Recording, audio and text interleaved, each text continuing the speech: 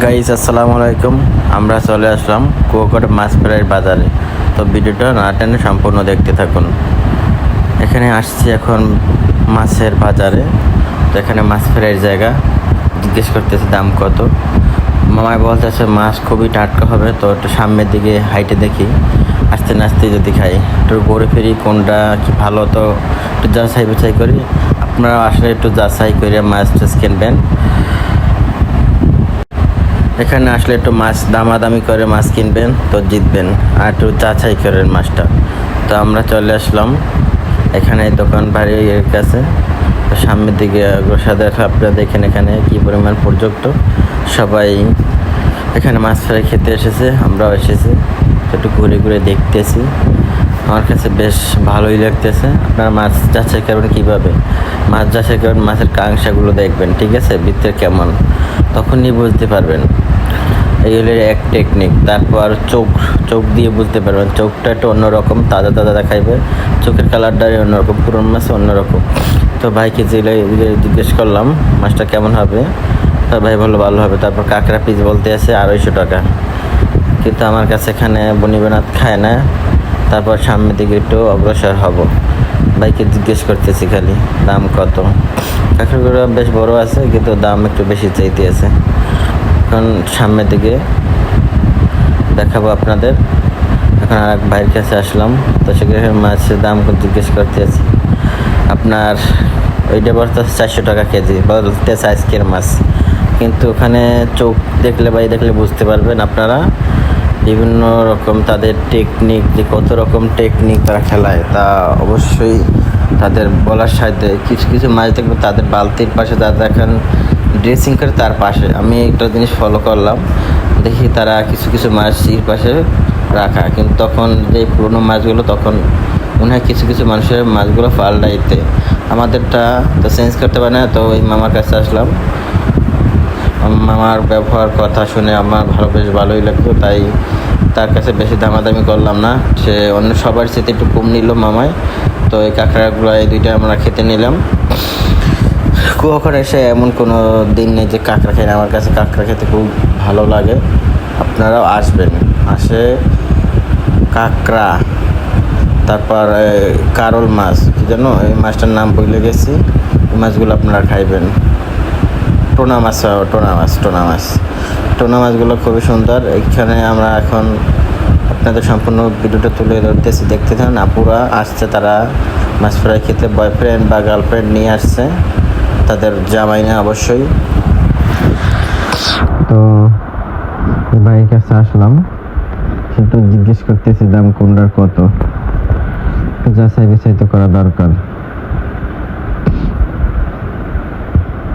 তারপর এখানে প্রচুর পরিমাণ আমরা আসছি রাত, এখন বাজে 12টা থেকে 12:30।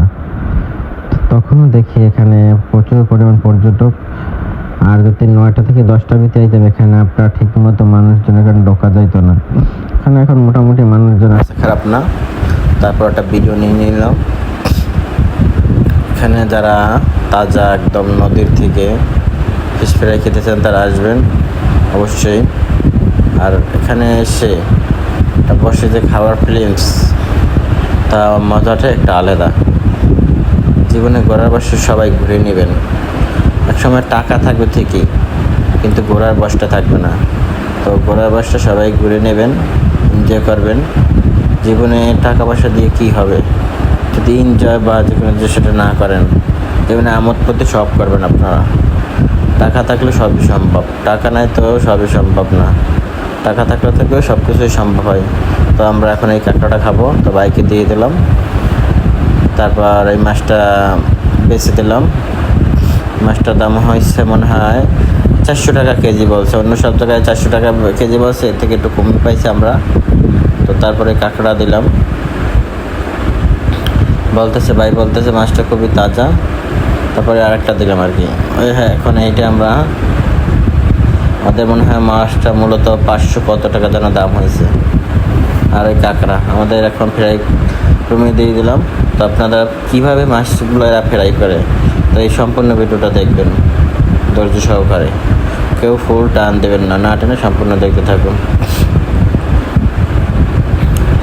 ওই আপুরা ওই মাছ কিনতে তাদের আমাদের মাছটা ফ্রাই করতে আছে।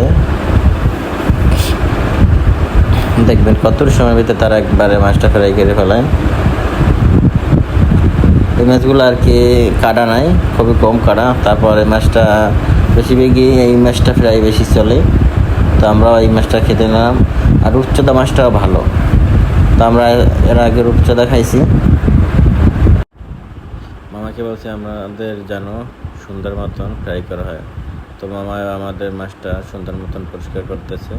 এখন কাঁকড়া দেখুন, কাঁকড়া তারা কীভাবে, আপনারা কাঁকড়া কীভাবে কাটবেন, তো এই মামার থেকে শিখে নেন। প্রথমে দড়িটা বাঁধন করবেন, খুবই শর্টকাট যে কোনো জিনিসই।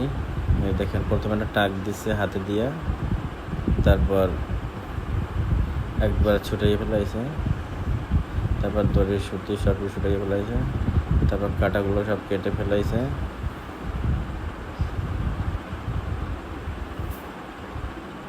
এভাবেই শর্টকাটে কাঁকড়ার এগুলো ফাইলাই দেবে, যারা আর কি নিজের বাসায় আনবেন কলকাতা থেকে, একদম শর্টকাট। কুয়াকাটা এসে আপনারা যদি কাঁকড়াই না খান বা মাছই না খান, সেইগুলোর কোনো দাম নেই। আমাদের মাছটা ফ্রাই করতে আছে, দেখুন কী পরিমাণ তপ দেওয়া কয়লার ভিতরে তারা মাছটা ফ্রাই করতে আছে। আমি একটু এখন অন্যদিকে হাইটে আসলাম, তো আমাদের মাছ ফ্রাই করতে আছে, তো একটু সময় লাগবে। তো সামনের দিকে আমরা তো ভিডিওটা তুলে ধরলাম, তো দেখতে থাকুন আপনারা। এইখানে সেইগুলো দোকানগুলো আপনাদের আর কি পরোটা, যাদের যাদের পরোটা লাগে বা আরসি লাগে, যে কোনো খাবার এই দোকানগুলোর ভিতরে আছে। দেখুন এখন আমরা এখানে বসবো। আমাদের মাছ তো অর্ডার হতেছে, তো সময় লাগবে, নাইলে 15 মিনিট। তো দেখতে থাকুন। আমাদের সালমান বাইটু আমার সাথে আছে, তো আমাদেরটা হয়ে গেল। তো কাঁকড়া দিয়ে ট্রাই করলাম, মাছ সামনে এসে গেছে। দেখুন কত সুন্দর মাছটা আমাদের ফ্রাই করছে। তো একটু খেয়ে দেখি। এখন পরোটা দিয়ে খাইতেছি,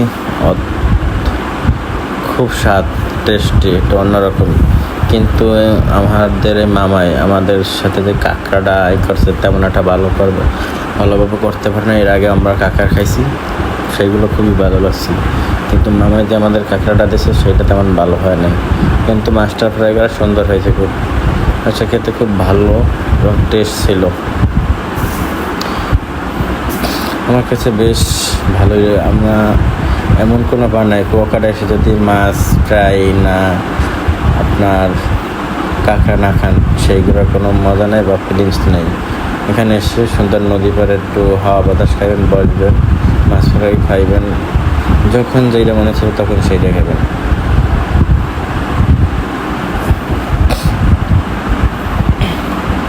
তো আমরা এখন একটু খেতে আসি, তো দেখতে থাকুন। অন্যরকম স্বাদ, মাছটা খুবই টেস্টি হয়েছে। তো মাছটা আমার কাছে খুব ভালো লাগছে। আপনারা এই মাছটা খেতে পারেন। এই মাছটা অন্য সবের মাছের সাথে খাইতে স্বাদ বা মাছের পরিমাণটা বেশি, বা মাছটা খুবই কাটা কম। এটাকে বলে